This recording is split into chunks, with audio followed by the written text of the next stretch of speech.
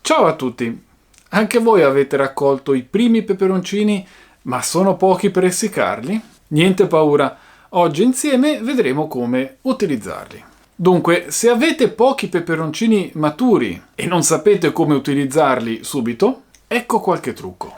Il congelamento è il metodo più semplice per conservarli a lungo e utilizzarli quando vi servono. Un piccolo consiglio: lavateli bene, asciugateli, tagliateli a metà e privateli dei semi. Così facendo, una volta che li tirerete fuori dal congelatore, sono già pronti per essere utilizzati.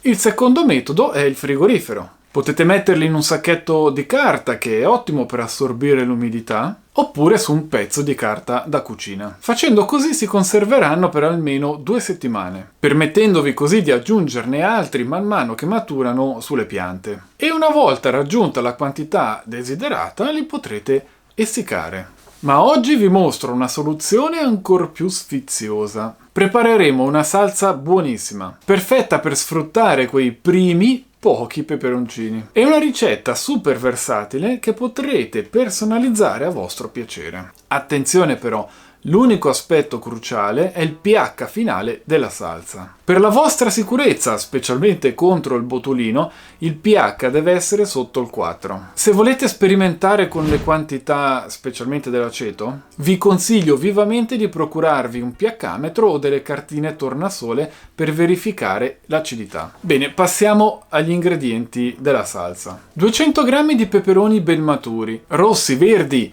o gialli, come nel mio caso. Aceto bianco 50 g, essenziali per abbassare il pH. In alternativa va bene anche il succo di limone, ma cambierà il gusto finale. 10 g di zucchero per bilanciare l'acidità. E se alla fine la salsa vi sembrerà ancora troppo acida, la prossima volta potrete aggiungere un po' più di zucchero. Un cucchiaino di amido o di mais per rendere la salsa densa e cremosa. Un cucchiaino di sale, quello che volete, io utilizzerò quello aromatizzato alle erbe. E poi le vostre spezie preferite. In questo caso ho scelto timo e paprika affumicata. E infine il peperoncino.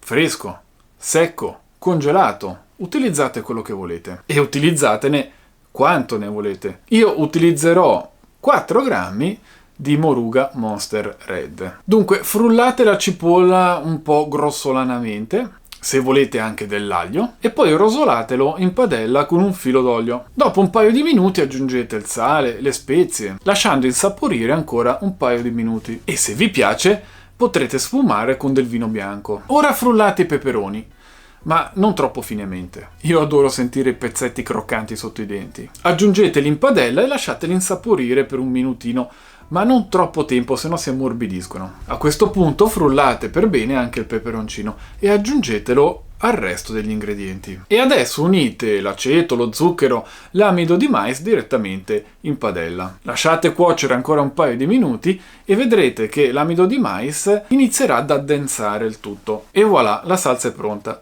Se avete utilizzato esattamente i quantitativi che vi ho dato io, il pH è sotto il 4. Se anche a voi, come a me, la salsa vi piace così, abbiamo concluso. Altrimenti potete mettere tutto in un contenitore e frullare con un frullatore a immersione. A questo punto potete renderla anche bella fine, omogenea, completamente liscia. Vedete voi. Questa ricetta è una base fantastica, ma ricordatevi che potete personalizzarla come volete. Per esempio, ecco un'altra versione che preparerò con un profilo aromatico leggermente diverso. Questa volta utilizzerò peperoni rossi, 170 g, 20-30 g di cipolla, sempre 50 g di aceto. Questa volta metterò 20 g di zucchero, un cucchiaino di sale, mentre che per le spezie questa volta utilizzerò del timo, un mix di erbe per l'insalata e uno spicchio d'aglio nero, che adoro. Aggiusto infine, per un tocco umami, metterò un cucchiaino di funghi porcini essiccati e polverizzati. E giusto, dimenticavo il peperoncino, come prima, secco, fresco, congelato, e la quantità, come sempre, sceglietela voi. Il procedimento in questo caso è leggermente diverso. In un contenitore a parte metterò l'aceto, lo zucchero, la maizena e il peperoncino. e frullerò il tutto per bene, così da rendere il piccante uniforme. Solo dopo aver rosolato in padella la cipolla, l'aglio, i peperoni con il sale e le spezie, unirò questo mix liquido e il risultato finale sarà una salsa altrettanto deliziosa. Quindi scegliete il procedimento che più vi è comodo. Ora mettete la salsa ancora calda in un contenitore che sia pulito, meglio se sterilizzato, e chiudete bene. Lasciatela raffreddare completamente e poi conservatela in frigo. Si manterrà per mesi, ma scommetto che finirà prima. E ora la parte migliore, l'assaggio. Vi consiglio di lasciarla raffreddare e conservarla in frigo almeno un giorno, perché così gli aromi potranno distribuirsi per bene. Ecco, qui abbiamo la salsa, la prima salsa che abbiamo fatto, quella con i peperoni gialli.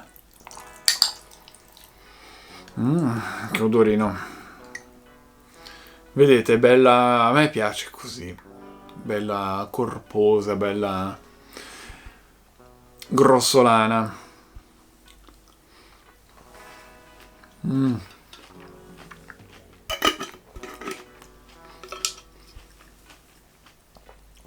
Buonissima,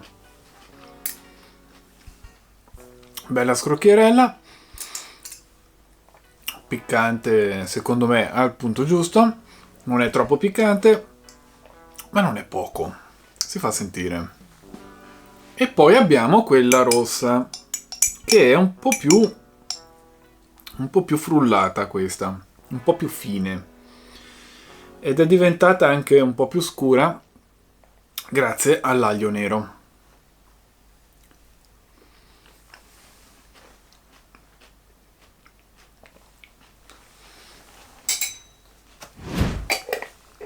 Buona anche questa, ma devo dire che per i miei gusti è migliore quella col peperone giallo. Vi ricordo che in quella col peperone giallo ho messo meno zucchero. La preferisco. Si sente di più il gusto del peperone. Invece nella salsa rossa con 20 grammi di zucchero, il gusto del peperone è quasi nascosto dallo zucchero. Poi sono gusti. Fate i vostri test e fate le salse così come piacciono a voi. Ma mi raccomando, non mi stuferò mai di dirvelo, controllate il pH. Sotto il 4 state sereni. Spero che questo video vi sia piaciuto. A me tantissimo.